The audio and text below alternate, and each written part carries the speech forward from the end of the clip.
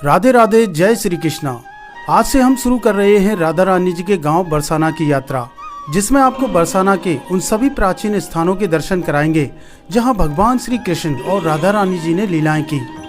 तो आइए शुरू करते हैं इस पवित्र यात्रा को, जो आपके मन को भक्ति के रंग में रंग देगी। शुरुआत कर रहे हैं बरसाना गाँव के हृदय से, जहाँ स्थित है राधा रानी जी का मंदिर। इसे लाडली जी का मंदिर या राधा रानी महल के नाम से जाना जाता है। मान्यता है कि राधा रानी अपने परिवार के साथ यहाँ रहती थी। यह मंदिर करीब 250 मीटर की ऊंचाई पर ब्रह्मगिरी पर्वत पर स्थित है। ब्रह्मगिरी पर्वत को ब्रह्मा जी का ही स्वरूप माना जाता है। बरसाना में 4 पहाड़ियाँ भानगढ़, मानगढ़, दानगढ़ और बिलासगढ़ हैं, जिन्हें ब्रह्मा जी के 4 मुख माना जाता है। मंदिर तक पहुंचने के लिए लगभग 251 सीढ़ियां चढ़नी होती हैं। मैं इस वक्त बरसाना की उस पावन धरती पर हूँ जिसे राधा रानी की जन्मभूमि कहा जाता है, और यहीं से शुरू होती है चढ़ाई। यह चढ़ाई न सिर्फ पैरों से पूरी होती है, यह चढ़ाई भावनाओं से तय की जाती है और हर कदम पर गूंजता है राधे राधे। और इसी भक्ति के बीच हम आ पहुँचे हैं राधा रानी मंदिर।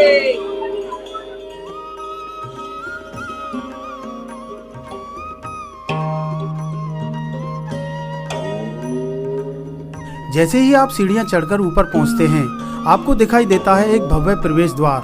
यही है राधा रानी मंदिर का मुख्य प्रवेश द्वार। मंदिर में प्रवेश करने के 3 मार्ग हैं। पहला यही है जिसे आप देख रहे हैं। इस द्वार तक पहुंचने के लिए 2 रास्ते हैं। पहला बरसाना गांव के मुख्य मार्ग पर बने इस रास्ते से, और दूसरा है रंगीली गली होते हुए इस मार्ग से। दोनों ही मार्ग आपको इस मुख्य द्वार पर लाते हैं। मंदिर में प्रवेश करने का दूसरा रास्ता है ये, जो मुख्य मार्ग के बगल में ही है। यह मार्ग भी बरसाना नंदगांव की मुख्य सड़क से होते हुए आता है। और मंदिर में प्रवेश करने का तीसरा मार्ग है ये। इस मार्ग पर आप कुशल बिहारी मंदिर वाले रास्ते या रोपवे से पहुंच सकते हैं। रोपवे की सुविधा अभी हाल ही में 2024 में शुरू की गई है। 210 मीटर लंबा और 48 मीटर ऊंचा ये रोपवे आपको 5 मिनट में मंदिर तक पहुंचा देता है, जिसके आने जाने का किराया है सिर्फ 100 रुपये। पहले वृद्ध और दिव्यांग भक्तों को सीढ़ियां चढ़ने में दिक्कत होती थी और पालकी वाले कई गुना ज़्यादा चार्ज करते थे, लेकिन अब वो आसानी से दर्शन कर सकते हैं। अगर आप रोपवे की तरफ से आते हैं तो यहाँ आपको निजी वाहन पार्क करने के लिए पार्किंग स्थल मिल जाता है। चलिए अब मंदिर में प्रवेश करते हैं।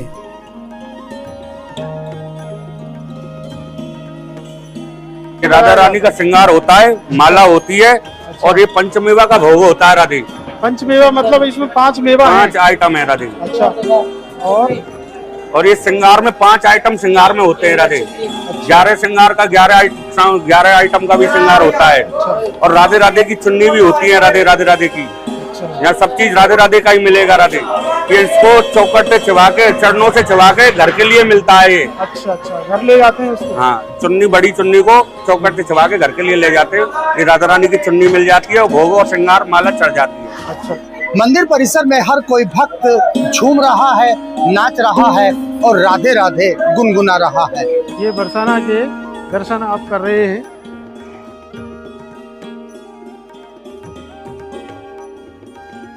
वो सामने आपको कुशल बिहारी जी मंदिर दिखाई दे रहा है, जिसे हम अगले एपिसोड में दिखाने वाले हैं। वहाँ से सीधा रास्ता ये राधा रानी के मंदिर तक आता है और यहाँ है रोपवे। पहाड़ी के दूसरी तरफ से आप रोपवे के माध्यम से आप यहाँ पे आ सकते हैं। यहाँ की पगडंडियों पर चलना मानो उन इतिहास के पन्नों पर चलना है जहाँ राधा और कृष्ण ने प्रेम का पहला पाठ लिखा था। और राधा रानी के मंदिर पर आने के लिए एक रास्ता ये भी है, जो कुशल बिहारी मंदिर के सामने होके और यहाँ रोपवे की तरफ आता है और यहाँ से राधा रानी के मंदिर के दूसरा जो दरवाजा है उससे प्रवेश करता है। इधर आप जो दर्शन कर रहे हैं ये बरसाना गांव है, जहाँ राधा रानी जी गलियों में खेला करती थी अपनी सखियों के साथ में। ये वही बरसाना गांव है।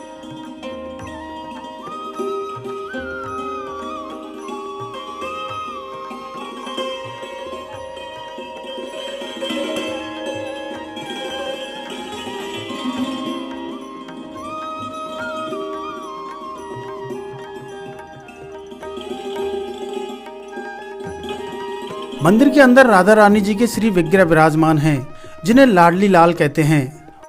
वो इतने सुंदर हैं कि बस नजर हटाई नहीं हटती। चारों तरफ नक्काशीदार खंबे और राधा कृष्ण की लीलाओं को दर्शाती प्राचीन पेंटिंग बनी है। कहते हैं राधा रानी मंदिर में जो भी सच्चे मन से मन्नत मांगता है वो अवश्य ही पूरी होती है। ऐसा लगता है जैसे राधा कृष्ण की जोड़ी हर भक्त को आशीर्वाद देती है। मंदिर का हर कोना शांति और प्रेम से भरा है। सुबह की मंगला आरती से लेकर रात की शयन आरती तक हर पल भक्ति में डूबा रहता है। यह सिर्फ मंदिर नहीं, एक अनुभव है जो आपको हमेशा याद रहेगा।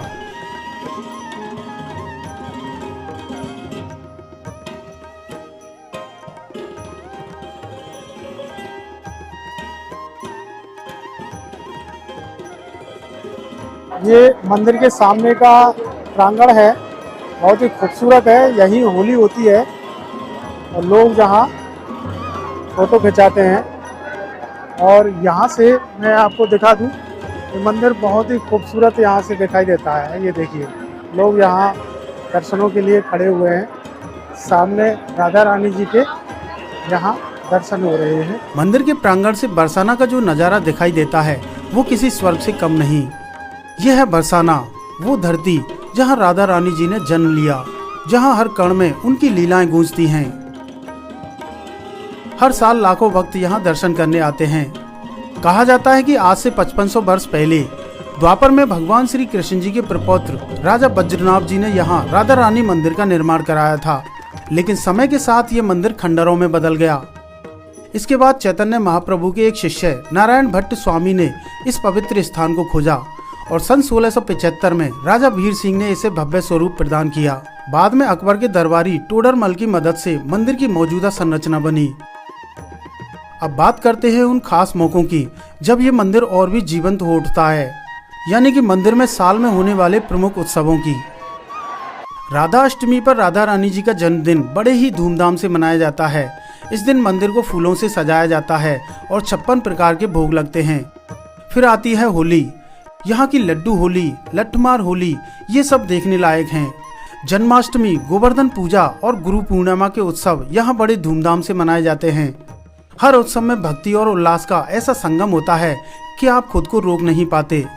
मथुरा से बरसाना की दूरी 42 किलोमीटर, गोवर्धन से 20 किलोमीटर और कोसी कला से लगभग 19 किलोमीटर है, जहाँ से आप बड़ी ही आसानी से बरसाना पहुँच सकते हैं। बरसाना बस स्टैंड पहुंचकर आप ऑटो या टैक्सी से आसानी से राधा रानी मंदिर तक पहुंच सकते हैं। यहाँ हमने कुछ ऑटो और ट्रैवल वालों से बात की जिससे आपको बरसाना और नंदगांव घूमने का अंदाजा हो सके।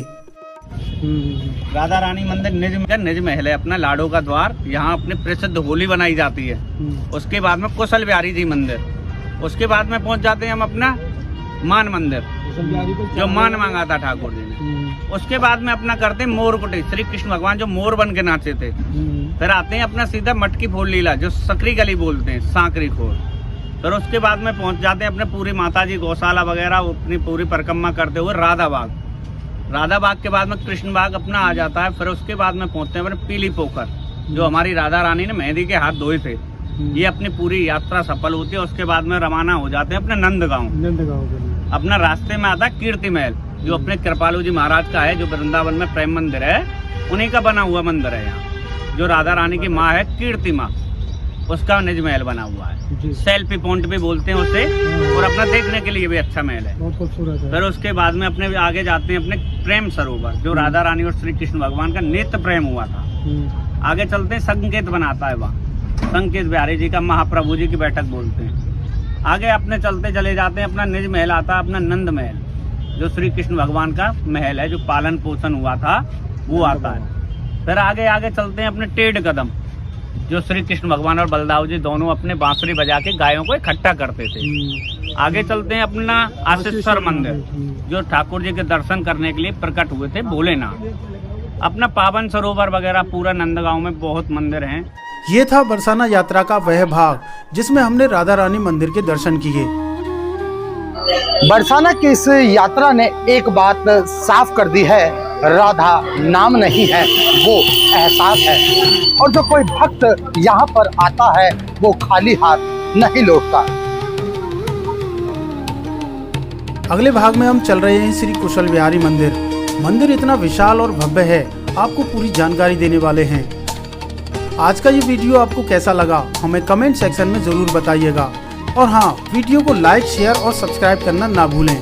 फिर मिलते हैं यात्रा के अगले भाग में। जय श्री राधे कृष्णा।